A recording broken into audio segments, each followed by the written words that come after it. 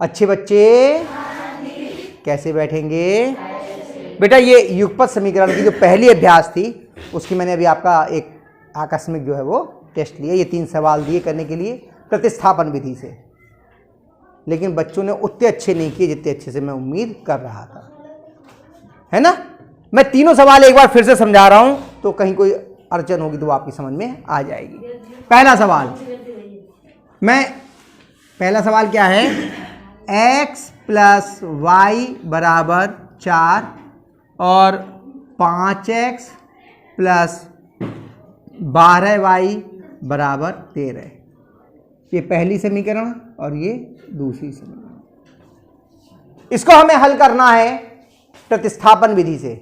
तो पहले देखते हैं कि इसमें चर क्या क्या है। एक चर है x और दूसरा चर है y, और हमें हल करने का मतलब है x और y का मान निकालना है। तो सबसे पहले हम ये देखते हैं कि इनमें क्या कोई x या y ऐसा है जिसका गुणक 1 हो, मल्टीपल 1 हो। तो देखिए इस x का मल्टीपल कितना है? 1 गुणक 1 है, तो मिल गया हमारे लिए यही। तो समीकरण 1 ही लेने पर, समीकरण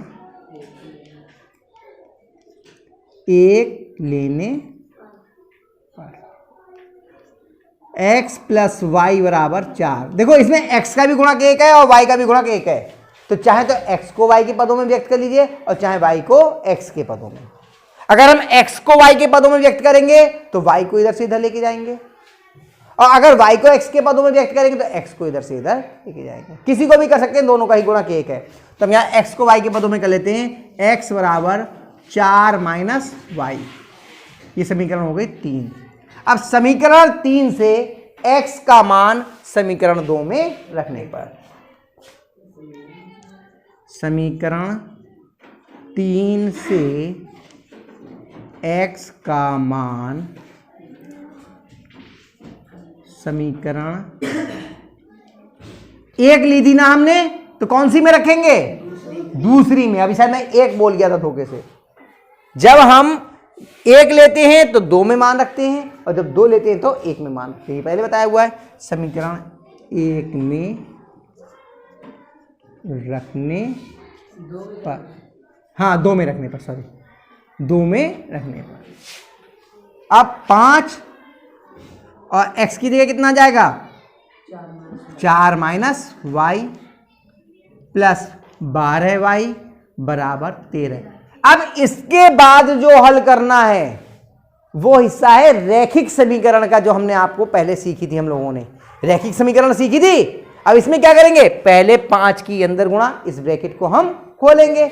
5 की 4 से गुणा करेंगे, 5 × 4 = 20, और 5 की माइनस के y से गुणा करेंगे तो माइनस का आएगा 5y + 12y = 13।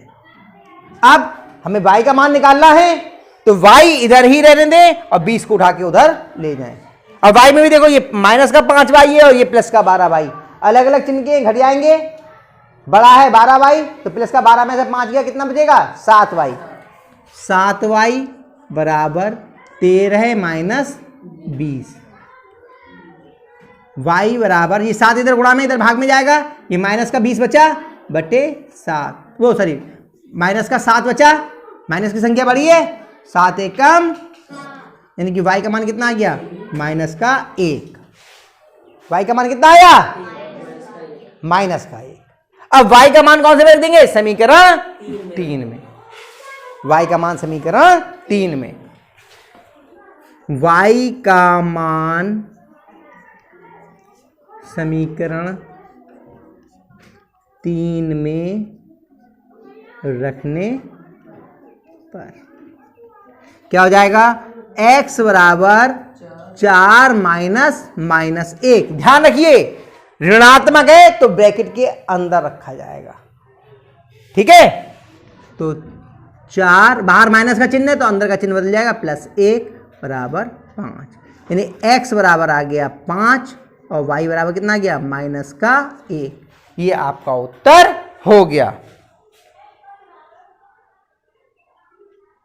5 × 5 = 25 में से 12 गया, 13 गया, ठीक है, सही है। आया समझ में? ये आपका हो गया। उतारोगे क्या इसे? उतारोगे या कर लोगे अपने आप? कितने बच्चे कर लेंगे अपने आप? कर लोगे तो फिर करना, उतारने से कोई फायदा नहीं है ना, सीखे हुए हैं। नहीं आएगा फिर बताएंगे, है ना, समझ में आया? चलिए अगला करूं, दूसरा सवाल। मैं जान के कह रहा हूं, आप लोग उतारो मत, आप अपने आप करो, नहीं आएगा तो फिर मैं बताऊंगा दोबारा।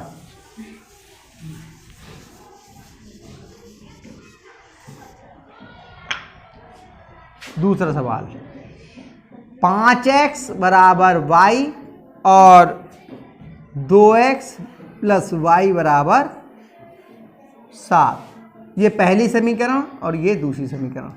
इसमें भी देखिए x और y के मान निकालने हैं और देखते हैं किसी का कोई गुणक एक है या नहीं है। यहाँ y का गुणज एक है, यहाँ y का गुणज एक है, लेकिन यहाँ एक चीज एक दिख रही है, हमें पहले से ही y x के पदों में लिखी हुई है, y का मान x के पदों में लिखा हुआ है, इसलिए समीकरण 3 बनाने की आवश्यकता होगी ही नहीं। सीधे यहीं से y का मान समीकरण 2 में रख दो, क्योंकि y का मान यहां पर x के पदों में दिया हुआ है, y बराबर 5x दिया हुआ है, ऐसे ही तो करते हैं हम लोग। तो यहां सीधे कर लेंगे हम, समीकरण 1 से y का मान समीकरण 2 में रखने पर, समीकरण 1 से y का मान समीकरण 2 में रखने पर, y का मान कितना है 5x, लिख देंगे 2x प्लस, अब ये प्लस का है इसलिए ऐसे लिख दीजिए, मतलब ब्रैकेट में लिखते हैं, बराबर 7, 2x और 5x कितने हो गए 7x, 7x बराबर 7, 7x बराबर 7, x बराबर कितना हो गया 7/7, x बराबर 7 एकम 1 आ गया, x का मान कितना आ गया 1। अब x का मान समीकरण 1 में रख दीजिए तो y का मान आ जाएगा, x का मान समीकरण 1 में रखने पर, यानी 5 गुणा 1 बराबर y, नहीं y बराबर 5, यानी x बराबर आ गया आपका 1 और y बराबर आ गया आपका 5। आया समझ में? ऐसे दूसरा सवाल हल हो गया। देखो कहीं कठिन तो नहीं लग रहा है? देखो सवाल जब मैं करता हूं तो आपको आसान लगता है, जब खुद करते हैं तो कठिन लगता है, क्योंकि आप घर जाके बताए हुए सवालों का अभ्यास नहीं करते। अभ्यास करोगे तो ये जो लाइनें लिखी जाती हैं ये अपने आप आपको समझ में आ जाएंगी, कहां पे कौन सी लाइन लिखी जाती है, कहां पे किसका मान किधर रखा जाता है। जो मैंने सवाल आपको करवा के कहता हूं उतार लो, उतारने के बाद इसी सवाल को दोबारा करना, तब आपको सवाल करने का, ये चरण होते हैं, स्टेप्स होते हैं सवाल करने की, तब आपको आते हैं। जब बार बार करते हैं, बार बार करते हैं, अब आप चावल बनाते हो तो ऐसा थोड़ी है कि पहले चावल डाल दिए उसके बाद पानी डाला और उसके बाद फिर धोएंगे, जब चावल बन जाएंगे उसके बाद धोएंगे और खाने के बाद उसको बीनेंगे, ऐसा थोड़ी होता है। उसका क्रम है, पहले चावल बीने जाएंगे, फिर चावल धोए जाएंगे, से थोड़ी देर भिगोए जाएंगे, उसके बाद में फिर चढ़ाए जाएंगे, पहले चूल्हा जलाया जाएगा उसके बाद उसके ऊपर रखे जाएंगे, यही तो होता है। तो ऐसे ही सवाल का क्रम होता है कि किस ढंग से हमें सवाल किस क्रम से करना है। भाई सब्जी बनाते हो उसके भी क्रम होते हैं, अब चूल्हे में डालने, वो उसमें भगोने के में डालने का थोड़ी काटते हो सब्जी को, पहले धो के काटते हो या पहले भगोने में डाल लेते हो उसके बाद काटते हो, है ना। तो ऐसे ही सवाल के चरण होते हैं, एक एक चरण को करते हैं। तो जब ये चरण हमें बार बार करते हैं तो अपने आप याद हो जाते हैं, फिर ये कहना नहीं पड़ता ये इसके चरण हैं। आपसे सब्जी बनाने को आ जाएगा, आप अपने आप ही वही क्रम पकड़ोगे कि इस क्रम में हमें करना है ना। ऐसा नहीं होगा कि फिर आप उल्टा सीधा करोगे। ठीक, मिटा दूं इसको भी।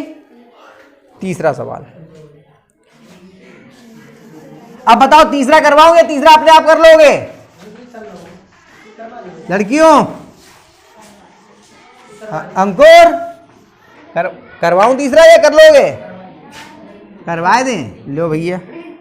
x प्लस 2y बराबर बहुत सरल सवाल है। 2 और x माइनस वाई बराबर माइनस का 1, ये पहली समीकरण और ये दूसरी समीकरण। देखो x और y के मान निकालने और 3 जगह ऐसी हैं जहां पे x का गुणज। अब जितनी बात हम बोलने में ज्यादा टाइम लगता है, देखते तो एक झलक में दिख जाएगा ये तीनों का गुणज 1 है। चाहे ये समीकरण ले लो चाहे ये समीकरण ले लो, दोनों से ही काम बन जाएगा, है ना। कौन सी ले बताओ? नीचे वाली ले लेते हैं। समीकरण 2 लेने पर